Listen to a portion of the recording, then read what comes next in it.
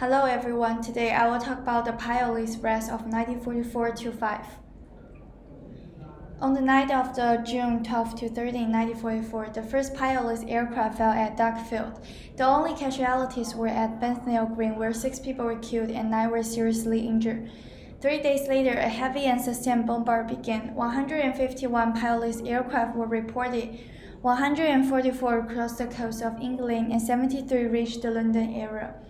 On June 19th, the cabinet ruled that in the future these weapons should be described as flying bombs instead of pilotless aircraft. During the next 2 weeks, the attack continued at a rate about 100 flying bombs per day. In the first fortnight, about 1,600 people were killed, 4,500 seriously injured, 5,000 slightly injured, and 200,000 houses were damaged.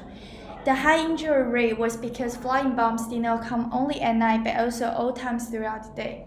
The War Cabinet indicated that more steps needed to take to mitigate the effects of this attack, such as improving the amenities in public shelter and encouraging the maximum usage of shelters at night. Some countermeasures were taken to fight against the V1 attack. On June 3rd, the movement of school children from the affected areas started. On July 9th, the first new tube shelters were opened, and soon after, two more were put into operations. On July 17th, 170,000 priorities classes had been evacuated, and 530,000 made their own arrangements to leave London. During the 9 months of flying bomb attack, 29,400 houses were destroyed and about 1 billion damaged but repairable in London. On September 16, the second attack was opened from air launching units from Germany. During September 16 to January 14, 1945, 638 bombs were reported, but only 66 reached the Greater London area. These attacks were much easier to contain with ordinary bombing because the penetrative power of this weapon is weak, so that incidents rarely involve the complications of broken gas, electricity, fire, or water mains. Within about 3 minutes of a flying bomb falling, a flying column of heavy and light rescue vehicles, ambulances, and a mobile outpost could be directly to the scene. Also, the large number of houses damaged could call for speedy action if the need for providing a vast amount of rest center accommodation was to be avoided. The second attack is called long-range rocket attacks. The maintenance of the rocket was most serious because flying bombs had caused less disruption to civilian life, but a new and heavy attack by rocket might bring grave repercussions. The existence of the rocket had been called in question due to technical difficulties until the Crossbow Committee found the Germans had already produced a substantial number of rockets in June 1944. The Home Secretary indicated that if 1,000 rockets were fired against London, about 80,000 people would be killed and 3 times as many injured. A single rocket may render all houses with a radius of 400 yards and defensive resources would be quickly exhausted. So some countermeasures were taken.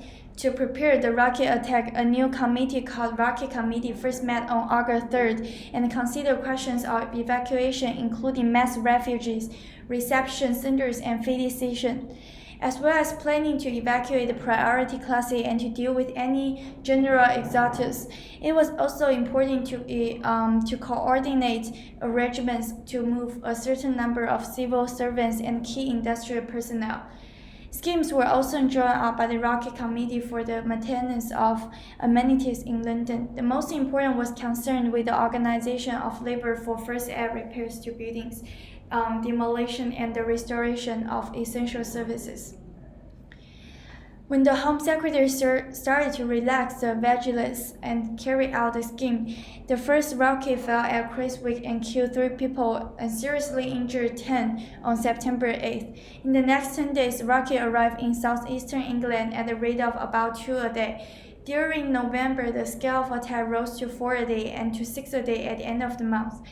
The rocket attack was decreased in December due to powerful countermeasures, but increased in January and February as the accuracy of fire has improved. At this time, the casualties were very high. However, on March 27th, the German offensive came to an end, and on May 2nd, there was no longer risk of flying attack and slight chance of rocket attack. The rocket campaign was lasted for 7 months, and 1,300 rockets were fired at London.